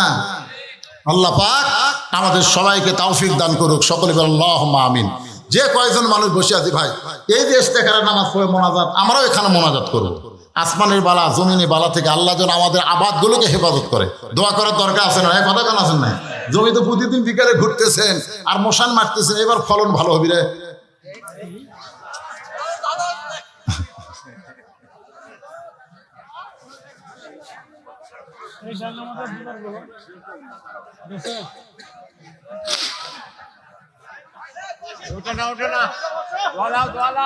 সবাই বসে বসো,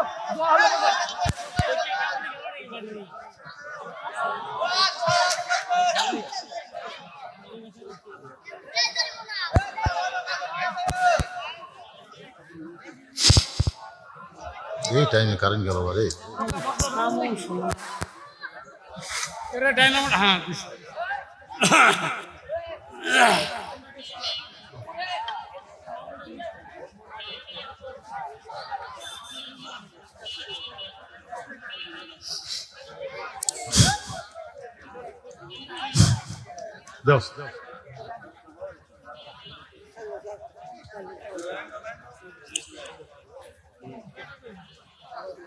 হ্যাঁ হ্যাঁ,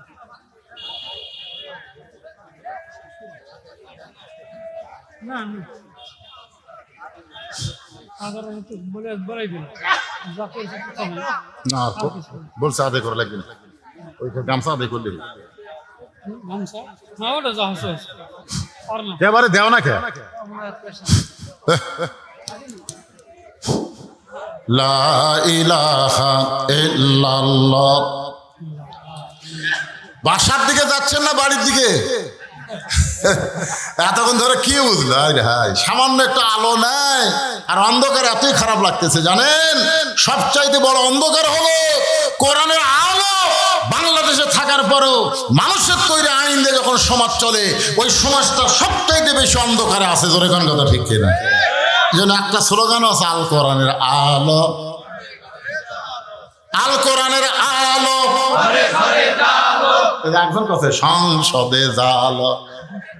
আমি বলবো হেকমতের মার দেওয়া লাগবে, ঘরের মধ্যেও না, সংসদেও না। আমরা বলবো আল কোরআন আলো, সব জায়গায় জালো, সব জায়গায় আল্লাহর কোরআন দরকার আছে না নাই? এই যে একটু আলো গেছে, আয় আয় চ যাই। কোথায় যাচ্ছেন ভাইজান? আমি বললাম একটা মোনাজাত করবো, হাজার হাজার মানুষ আমরা একটা আল্লাহর কাছে ফরিয়াদ করব। এই মসজিদের উন্নয়ন কল্পে মাহফিল। আমি একটা কথা আপনাদের বলি, মসজিদের উন্নয়ন করতে গেলে নিজের গ্রামের লোক বেশিরভাগ দান করা লাগবে। জোরে কোন ঠিক কিনা? প্রত্যেক গ্রামে একটা করে মসজিদ আছে না নাই? তা আপনাদের মসজিদ তো মাশাআল্লাহ সেই রকম হয়ে গেছে। তারপরে উন্নয়নে যাটুকু আদায় হয়ে গেছে আলহামদুলিল্লাহ। আর গ্রামের লোক আপনারাই দিবেন, বাহিরের লোকের কাছ থেকে যেটা পাচ্ছেন আলহামদুলিল্লাহ। সবাই ইস্তেগফার পড়ো, আস্তাগফিরুল্লাহ আল্লাযী লা ইলাহা ইল্লা হুয়াল হাইয়ুল কাইয়্যুম আতুবু ইলাইহি। আরে ছোট একটা বাচ্চা ক্যান্সার হচ্ছে। আমি গতকাল যেখানে মাহফিলগুলো, ওখানে সভাপতি সাহেবের একটা নাতি 5 বছর বয়সের সন্তানের ব্লাড ক্যান্সার। আমাকে বলছে হতো আগামীকাল মাহফিলকে একটু দোয়া করবেন। এখানে একটা ছোট্ট বাচ্চা, তারা অসুস্থ, 500 টাকা দোয়া চাইছে। সদকা তো তারুদ্দুল বালা। আল্লাহ এই দান সদকার কারণে বাচ্চাকে পুরোপুরি সুস্থতা দান করুক। জোরে কোন আমিন। যারা এরকম দান করবেন, মনে করেন না যে মাইকে আপনার নাম ঘোষণা করলে আপনি সওয়াব পাবেন, তা না। প্রকাশ্যে দানের চাইতে গোপনে দান করা সওয়াব কম না বেশি? আপনারা বলেন বাংলাদেশের যত বড় বড় কাজ হয়েছে, এই কাজগুলো কি প্রকাশ্যে দানে হচ্ছে না গোপন দানে হচ্ছে? যত বড় কাজ দেখবেন এই মসজিদে যতটুকু উন্নত হয়েছে, আপনি খোঁজ করে দেখেন, গোপনেই বেশি দান হয়েছে। প্রকাশ্যে দেওয়ার চাইতে গোপনে দান বড় বড় দেয়। ইনশাল্লাহ আপনারা দিবেন, অসুবিধা নেই। আল্লাহুম্মা আমিন। আল্লাহুম্মা আনতাস সালাম ওয়া মিনকাস সালাম, তাবারাকতা ইয়া যাল জালালি ওয়াল ইকরাম। আয় আল্লাহ তাআলা, কঠিন গরমের ভিতরে তাপদাহ চলতেছে, তারপরেও তোমার বান্দা বান্দিরা আরামের বাড়ি ঘুমকে বাদ দিয়া কোরআন হাদিসের মহব্বত কলিজার মধ্যে নিয়া এই জান্নাতের বাগানে বসে বসে আলোচনা শোনার শেষ আমি গুনাহগারের সঙ্গে রহমতের দরজায় ফকির হয়ে দোকানা হাত তুলেছে। মেহেরবানি করে আজকের মাহফিল আমাদের সকলের হিদায়াতের জন্যে, নাজাতের জন্যে, জান্নাতের জন্যে কবুল করো। এই মাহফিলের শুরু থেকে শেষ পর্যন্ত যত আলোচনা হয়েছে আল্লাহ, এর মধ্যে যদি ত্রুটি হয়, ভুল হয়, মাফ করে দিও। এর যা হাদিয়া মঞ্জুর করো সোনার মদিনায় নবী পাকের রওজা মোবারকে আল্লাহ কবুল করে না। तमाम अंबियाई केराम, असहाबी केराम, ताबिनी केराम, ताबिनी केराम, तमाम पृथिवीर माटिर निचे যত মুমিন মুমিনা শুয়ে আছে আল্লাহ সকলের ওয়াফরে হাদিয়া কবুল করেন। আল্লাহ আমরা যারা হাত তুলেছি, আমাদের জনম দুঃখনী মা যাদের কবরে চলে গেছে, বাবা যাদের কবরে চলে গেছে, সবাই বলেন রব্বির হামহুমা কামা রব্বায়ানি সগীরা। বাপ মা যাদের কবরে গেছে আল্লাহ বাপ্পার কবরকে জান্নাতের টুকরা বানায় দেন। রামরাইপুর মসজিদকে কিয়ামত পর্যন্ত কবুল করেন। এই মসজিদে নগদে বাগিতে প্রকাশ্যে গোপনে যারা দান করেছে আল্লাহ সকলের দানগুলোকে জান্নাতের বিনিময় হিসেবে কবুল করেন। মসজিদ কমিটির সম্মানিত সভাপতি, সহসভাপতি, সেক্রেটারি, কেশিয়ার, মসজিদের সদস্য, ইমাম, মুয়াজ্জিন, খতিব, মুসল্লি সকলকে আল্লাহ কবুল করে নেন। আজকের মাহফিলের সম্মানিত সভাপতি, সহসভাপতি, প্রধান অতিথি, বিশেষ অতিথি, প্রধান মেহমান সহ আল্লাহ আজকের মাহফিলে যারা আমরা হাত তুলে আমিন আমিন করতেছি সকলকে আল্লাহ তুমি কবুল করো। পর্দার অন্তরালের মা বোনেরা আবিদা সালিহা পদ্মানিজি কবুল করে। মা ফাতেমার চরিত্র দান করো। ছোট্ট একটা বাচ্চা অসুস্থ, আমরাও যারা অসুস্থ হাত তুলেছি আল্লাহ আল্লাহ সবাইকে সুস্থতার নিয়ামত দান করে দাও। আল্লাহ আসমানের বেলা আসমানে নাও, জমিনের বেলা জমিনে ডাবায় দাও। আল্লাহ বাদগুলো মাঠে ময়দানে রহমত বরকত দে হেফাজত করো। আল্লাহ রহমতের বৃষ্টি দান করো, রহমতের বৃষ্টি দান করো। আল্লাহ উত্তপ্ত বাংলাদেশকে তুমি ঠান্ডা করে দাও। আল্লাহ রহমতের বাড়ি ধারা বর্ষণ করে দাও। আল্লাহ কে কোন নিয়ত করে হাত তুলেছে আল্লাহ সকলের নেক নিয়ত নেক আশাকে তুমি কবুল করো। যারা দান করেছে সকলের দানগুলোকে জান্নাতের বিনিময়ে কবুল করো। আল্লাহ আমাদের সবাইকে 5 ওয়াক্ত নামাজি হওয়ার জন্য তৌফিক দাও। আল্লাহ, যেই যুবকেরা কষ্ট করে মেহনত করে এত সুন্দর আয়োজন করেছে রামরাইপুরের প্রত্যেকটা যুবককে 5 ওয়াক্ত নামাজ মসজিদে জামাতের সঙ্গে আদায় করার তৌফিক দিয়ে দাও আল্লাহ। সুবহান রাব্বিকা রব্বিল ইজ্জাতি আম্মা ইয়াসিফুন ওয়া সালামুন আলাল মুরসালিন। কয়েকজন বিদেশে আছে, দোয়া চেয়েছে, অনেক টাকাও তারা দিয়েছে। আল্লাহ, প্রবাস জীবন কষ্টের জীবন, আল্লাহ সেখানে তাদেরকে ভালো রেখো, তাদের কামায় আরো বরকত দিয়ে দাও আল্লাহ। তারা যে নিয়তে দোয়া চেয়েছে আল্লাহ তাদের নেক নিয়ত নেক আশায় কবুল করো। সুবহান রাব্বিকা রব্বিল ইজ্জাতি আম্মা ইয়াসিফুন ওয়া সালামুন আলাল মুরসালিন। ফিলিস্তিনের মুসলমানের জন্য দোয়া আছে। আমার ভাই বললেন, আল্লাহ ফিলিস্তিনের মুসলমান আমরা কি দোয়া করবো আল্লাহ, তোমার ঘরকে রক্ষার জন্যই তারা জীবন দিচ্ছে আল্লাহ। আল্লাহ তাদের জীবন দেওয়াকে শাহাদতের মর্যাদা দান করো, আহতদের সুস্থতা দান করো। তোমার বাইতুল মুকাদ্দাস আল্লাহ মুসলমানদেরকে তুমি দিয়া দাও। তোমার ঘরের শত্রু যারা, তোমার শত্রু যারা, আবুল আহাবের মতন তাদের হস্তকে, তাদের ক্ষমতাকে আল্লাহ তুমি ধ্বংস করে দাও আল্লাহ। সুবহান রাব্বিকা রব্বিল ইজ্জাতি আম্মা ইয়াসিফুন ওয়া সালামুন আলাল মুরসালিন আলহামদুলিল্লাহি রাব্বিল আলামিন। ওয়া জাল আখিরাতি কালিমাতুনা ইনদাল মাউতি। সবাই জবান খুলে বলেন লা ইলাহা ইল্লাল্লাহু মুহাম্মাদুর রাসূলুল্লাহ।